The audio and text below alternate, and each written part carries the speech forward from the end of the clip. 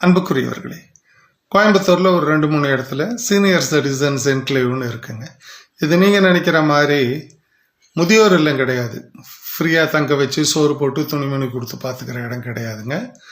நல்லா ஒர்க் பண்ணி bank balance வச்சுருக்க ஹஸ்பண்ட் அண்ட் ஒய்ஃப் இருக்காங்க இல்லைங்களா, அவங்க இங்கே தனி வீடோ இல்லை ஒரு அப்பார்ட்மெண்ட்டோ வாங்கிட்டு செட்டில் ஆகிடலாம். எல்லா வசதியும் உண்டுங்க வீட்டில், ஏசி உட்பட. இன்னொரு ஸ்பெஷாலிட்டி என்னென்னா, அவங்க சமைக்க வேணும், சுடுதண்ணி கூட அவங்க போட வேணும்.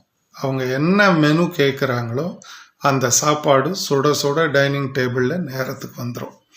அவங்க வாழ்க்கையை என்ஜாய் பண்ண வேண்டியது தான். காலையிலையும் சாயங்காலமும் நடக்கிறதுக்கு வாக்கிங் ட்ராக்கு மலை பக்கத்தில் அமைஞ்சிருக்குங்க. குளு குளு குளுன்னு காற்று. கோயம்புத்தூர் சொல்லணுமா? அப்படிப்பட்ட என்க்ளேவில் இருந்தாலும் இந்த சீனியர் சிட்டிசன்ஸுக்கு சில நேரத்தில் ஒரு மென்டல் ப்ரெஷர் வரும். அதனால் மந்த்லி ஒன்ஸ் ஒரு கெட் டுகெதர் போடுவாங்க அங்கே இந்த வில்லா ஆர்கனைசர்ஸ். அந்த வில்லா ஆர்கனைசரில் ஒருத்தர் என்னுடைய நல்ல நண்பர். என்னுடைய பேச்சு அவருக்கு ரொம்ப பிடிக்கும். அவர் என்ன பண்ணார், என்னையும் இன்னும் சில நண்பர்களையும் மாதம் ஒரு தடவை வந்து ஒரு 1/2 hour அங்கே இருக்க சீனியர் சிட்டிசன்ஸ் கூட பேசுங்க, அவங்களுக்கு ஒரு ரிலாக்ஸேஷன் கிடைக்கும்னு சொன்னார். அந்த மாதிரி நான் மாதம் ஒரு தடவை போயிட்டு ஒரு 1/2 hour பேசிக்கிட்டு இருப்பேன். இதில் ஒரு குடும்பம் எனக்கு ரொம்ப நெருங்கி பழகிட்டாங்க. அதில் அந்த ஹஸ்பண்டுக்கு ஒரு 70 வயசு இருக்குங்க. நல்ல பிஸ்னஸ் பண்ணவர்.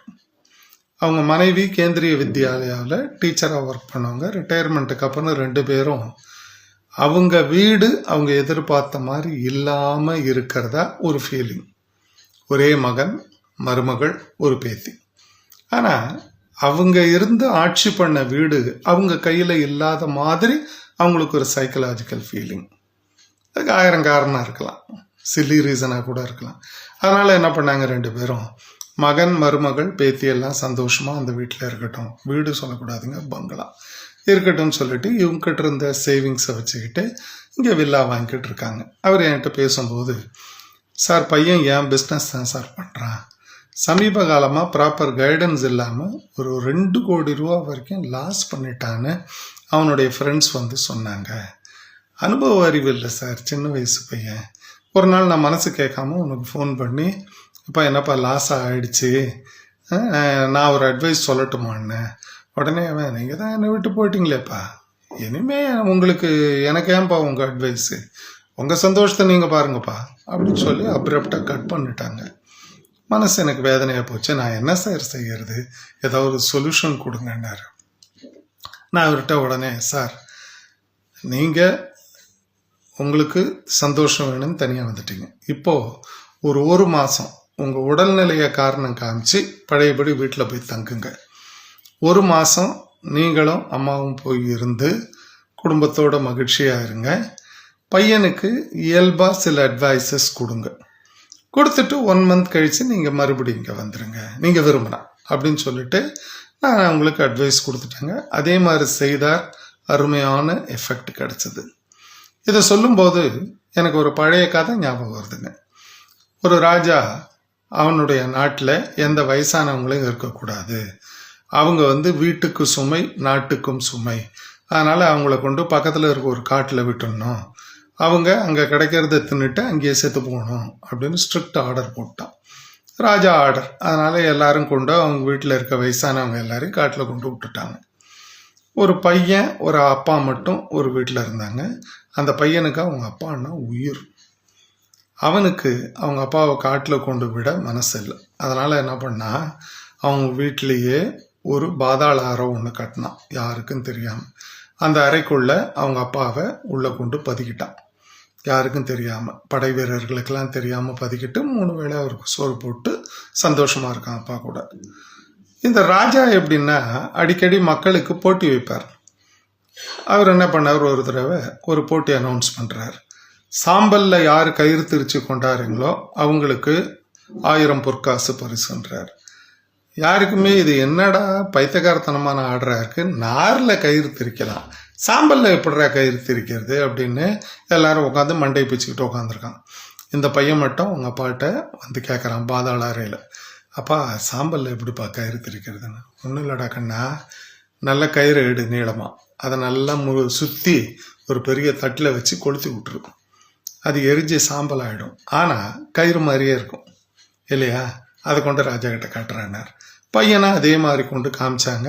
ராஜாவுக்கு ரொம்ப சந்தோஷம். 1000 பொற்காசு பரிசு கொடுத்துட்டார்.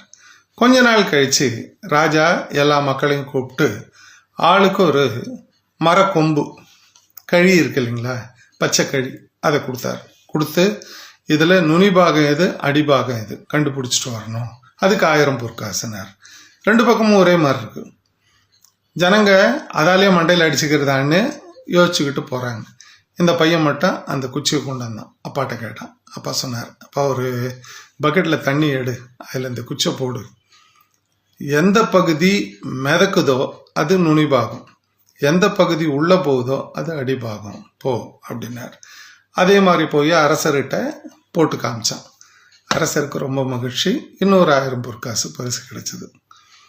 3வது அரசர் என்ன பண்ணாரு, கொஞ்சம் கடுமையாக்கும் எவனும் ஜெயிக்காமன்ட்டு கையால் வாசிக்க முடியாத வாத்தியம், கையால் வாசிக்கக்கூடாது ஆனால் வாத்தியம் வாசிக்கும், அப்படிப்பட்ட வாத்தியம் ஒன்று செய்து கொண்டாடணும், அதுக்கு 5000 பொற்காசு பரிசுன்னார்.